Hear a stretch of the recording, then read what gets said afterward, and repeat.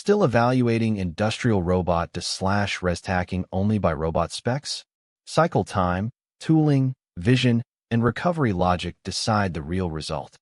3 issues appear repeatedly: unstable incoming parts, slow changeover, and devices that run alone but miss full-line takt time. The cell should be designed around the process chain.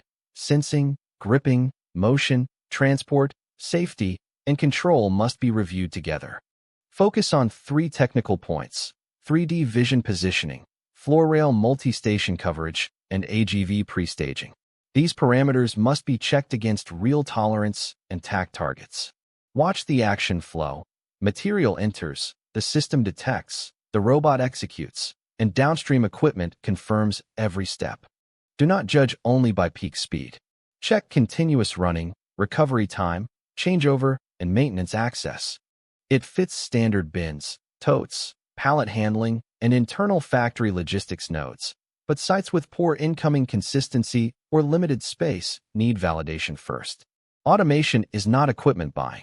It is turning process, takt time, and recovery logic into a stable system. Where is your bottleneck?